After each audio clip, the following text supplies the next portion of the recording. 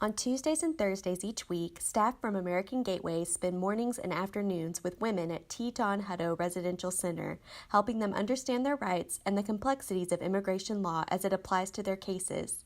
The nonprofit was founded in 1987 to provide a broad range of immigration legal services to low-income individuals and families in Texas. American Gateways is currently the only nonprofit in the state providing legal orientation, immigration workshops, and pro bono legal representation at 4 immigrant detention facilities, including the Teton Hutto Residential Center.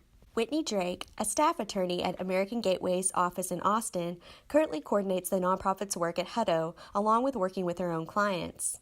The majority of women at Hutto are asylum seekers, Drake says, who fled their home country fearing for their lives. While many of these women are from Mexico or the Northern Triangle, which includes Guatemala, Honduras, and El Salvador, others come from more distant places around the world. There are women there right now from Cameroon, the Democratic Republic of Congo, Uzbekistan, China, Peru, all over the place, like really, truly. So a lot of people will get a visa to travel from overseas to a country like Brazil or Ecuador and then come on foot the rest of the way and then seek asylum in the United States. So those people are in the same boat as everyone else, so to speak, in that they would be processed by Customs and Border Protection and then transferred to ICE custody or released. So the women at Hutto are obviously the women who are being detained.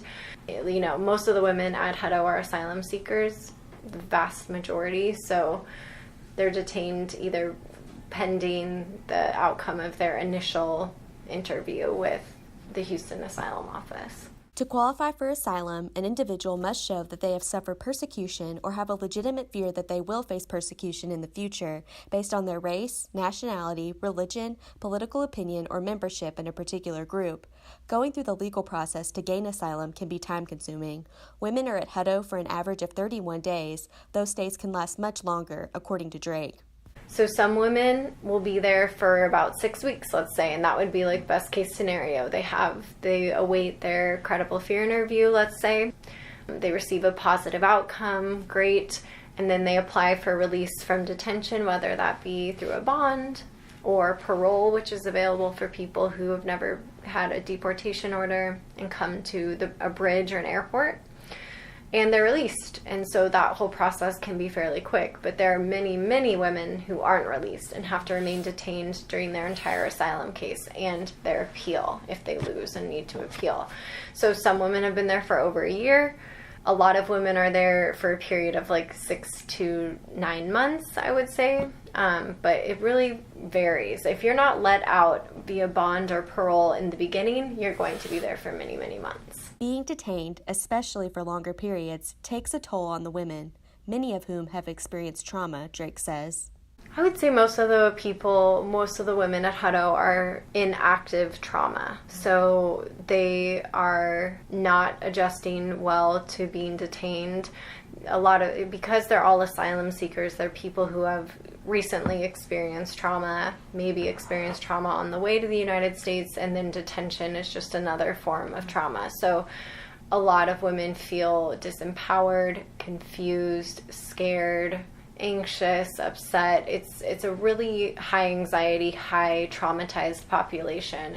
Despite the many challenges the women face at Hutto, they continue to persevere, working through the immigration legal system toward a better future for themselves and their families, and encouraging one another along the way.